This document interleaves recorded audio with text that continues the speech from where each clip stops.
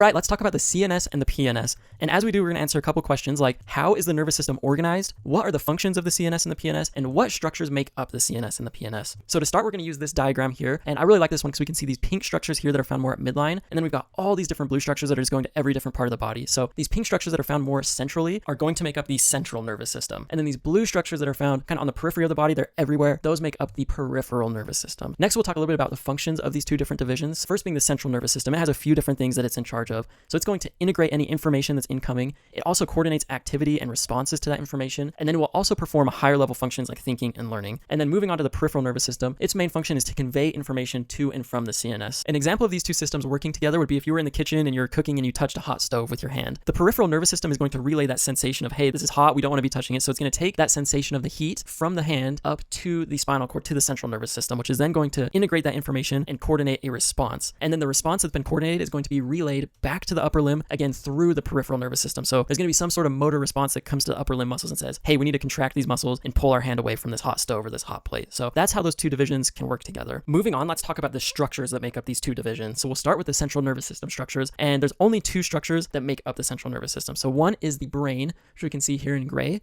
and then the second is the spinal cord, which is also in gray. So those are the main two structures of the central nervous system. Next, moving on to the peripheral nervous system structures, they are any nervous system structures that are not the brain or spinal cord. So that's really my guideline. I think, is this the brain? Is it the spinal cord? If not, then it's a peripheral nervous system structure. So there's a few different things that fall under this category. One of those being nerves. And we can see in this image, all of these yellow structures that are coming off of the brain and spinal cord, these are all different nerves. And there's a couple different categories. So the nerves that are coming off of the brain, we're going to call those cranial nerves. And we'll zoom in a little bit here. And we can see there's 12 different pairs of cranial nerves. And then the nerves that are coming off of the spinal cord, we're going to call those spinal nerves, which is pretty nice. So there's 31 segmental pairs of these spinal nerves. Then we'll switch images here to talk about one other structure that falls into the PNS category. So if we look here, we're seeing an image of the thoracic cavity, and we can see this would be the esophagus, we can see the aorta and the trachea, and then we've got all these different yellow nerves all over the place. What I really want you to focus on are these swellings. We've got one here, we've got one here, we've got one here.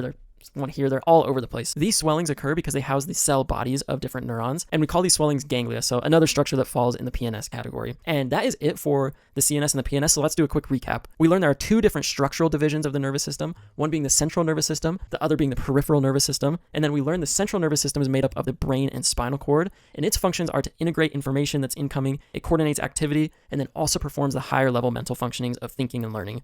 And then the peripheral nervous system is made up of cranial nerves, spinal nerves, and their associated ganglia. And then the function of the peripheral nervous system is to convey information to and from the CNS. And that is it for our recap of the central nervous system and the peripheral nervous system.